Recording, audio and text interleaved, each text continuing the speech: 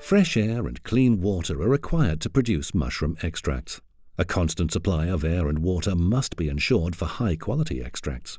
Both need to be purified before coming in contact with the mushrooms. Our modern systems guarantee the required standards.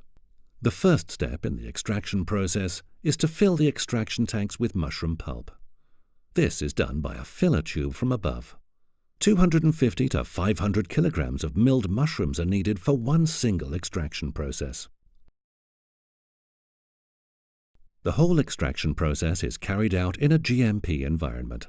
GMP stands for Good Manufacturing Practice and entails guidelines for the assurance of quality in production environments and processes. These guidelines are issued by state authorities. The milled mushrooms fall into the extraction tank from above and gather at the bottom. The tank is now filled with purified water. The ratio between water and milled mushrooms is 10 to 1. The milled mushrooms then soak and slowly macerate. The extraction tank is then gently heated to 90 degrees Celsius. The water begins to boil. The small mushroom grains swirl around in the water, releasing treasured ingredients. The release of their components turns the water brown. This can be compared to the infusion of tea. Depending on the desired concentration of the extract and the type of mushroom, this process can be repeated several times and last up to 5 to 8 hours. The mushroom's most important ingredients, the polysaccharides, are locked in place by protein and chitin structures.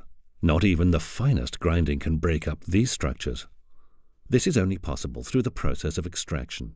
Simply formulated, boiling the chitin and protein structures gradually dissolves them. The polysaccharides are released and now become available. The remainder of the milled mushroom material is sieved and stored as waste product. The extracted brown liquid, which is full of valued ingredients, is now emptied from the tank. In the next step, the extracted liquid is filled into a vacuum evaporator. Then the vacuum evaporator is heated. Thanks to the vacuum, the liquid begins to evaporate at low temperature. The emerging vapor is discharged through a relief valve. As more and more of the water evaporates, an even thicker and darker substance remains. At the end of this process, only about 10% of the original volume of extraction liquid remains in the vacuum evaporator.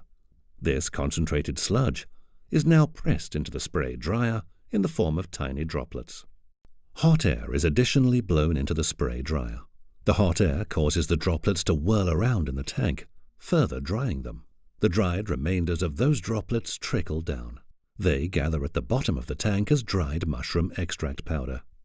The mushroom extract is now filled into containers through a valve at the bottom of the tank. These containers are then prepared for shipping. This is done in the hygiene production area under GMP conditions. The containers are shipped to Germany, arriving 4 to 6 weeks later. Mushroom extracts are very different from mushroom powder regarding the concentration of their most important components. The amount of raw material used is considerable. 100 kilograms of freshly harvested mushrooms yield 10 kilograms of dried mushrooms or mushroom powder. 100 kilograms of freshly harvested mushrooms yield only 1 kilo of extract. Mushroom extracts, therefore, are very high-quality products. And last but not least, the waste product of the extraction process, the pieces of mushroom that did not dissolve and are left over, are used by the farmers to fertilize their fields. Thus, the circle is complete.